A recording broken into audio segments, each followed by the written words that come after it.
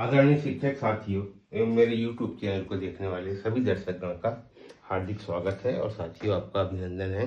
और आपको मालूम है कि हम इस समय जवाहर नवोदय विद्यालय 2026 के लिए महत्वपूर्ण प्रश्नों की जानकारी दे रहे हैं, सरल प्रश्नों की जानकारी दे रहे हैं। इसमें खास बात यही है कि जो सरल प्रश्न जो बच्चों से परीक्षा हाल में बन जाएंगे, कुछ थोड़ा बहुत समझाने के बाद ऐसे प्रश्नों को हम यहाँ पे समावेश कर रहे हैं। उसी तारतम्य में आज हमने फिर एक प्रश्न लिया है जो हमारा प्रश्न 2006 में आया हुआ है। कुछ कठिन जैसा है मगर है सरल। उसे कैसे हल करना है हमने यहाँ पे पूरा हल कर दिया है। समय ज़्यादा ना लगे और आपको सभी बातें जल्दी समझ में आ जाए, इसलिए हमने पूरे प्रश्न को हल कर दिया है। कैसे हल किया है मैं इसकी आपको जानकारी दे देता हूँ। यही जानकारी आप अगर साला के बच्चे को बताएंगे ये प्रश्न उनका तैयार हो जाएगा। ठीक है, तो चलिए हम प्रश्न पढ़ते हैं। एक दुकानदार 15 मेज 500 रुपए, 15 मेज कितने में ले रहा है वो 500 रुपए में, तथा 20 कुर्सियां 300 रुपए की दर से खरीदता है। वह परिवहन पर 40 रुपए खर्च करता है। वह मेज और कुर्सियों रुपए 380 प्रति की दर से बेच देता है। उसका लाभ या हानि क्या है, हमको ये बताना है। अब इस प्रश्न को हम थोड़ा सा अच्छे समझ ले कि उनने दो चीज खरीदा है। एक तो 15 मेज खरीदा है और 20 कुर्सियां खरीदा है।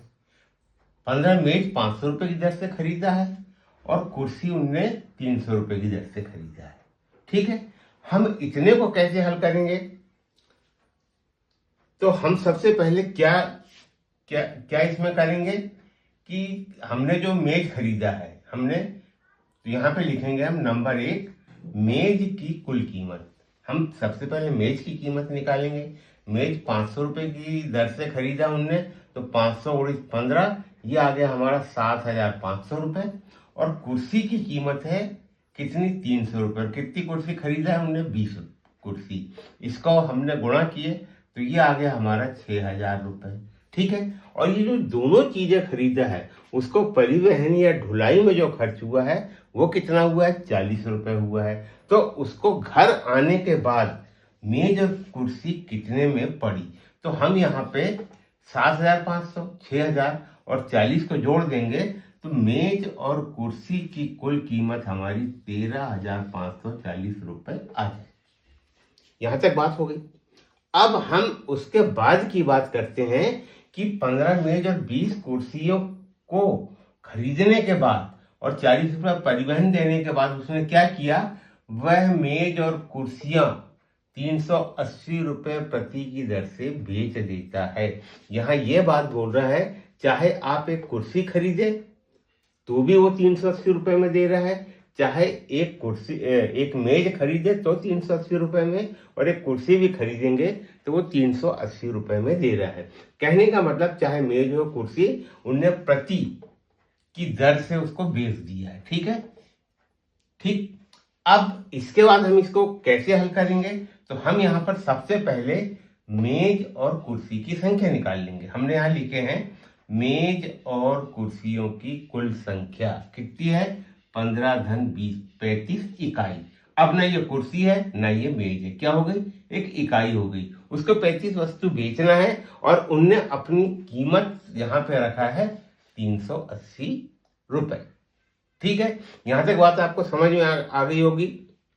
अब विक्रय मूल्य प्रति इकाई, विक्रय मूल्य प्रति इकाई क्या है उसका 380, और कितनी इकाई बेचना है उसको 35, तो कितना हो गया हमारा 13,300 रुपए।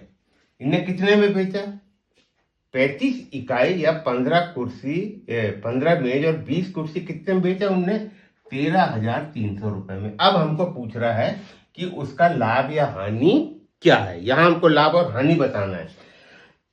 तो आप देख रहे हैं कि यहां पर जो वस्तु को उन्होंने 13,540 रुपए में खरीदा है, ठीक है, और यहां पर हमने जब इसको गुणा किए तो यह है 13,300। कहने का मतलब कि पहली वाले जो उन्होंने पैसे जो खरीद के जो लाया वो ज्यादा है और बाद में जो बेचा है वो कम है। तो यहां पर इस सौदे में उसको क्या हो रही है हानि।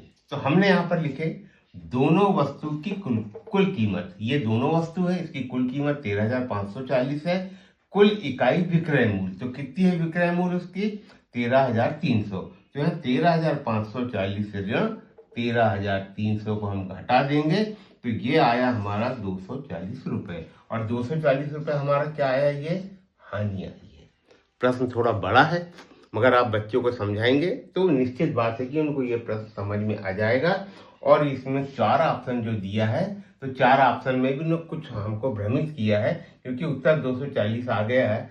यहाँ लिखा 240 रुपये लाभ, 240 रुपये हानि, 250 रुपये हानि और 250 रुपये लाभ।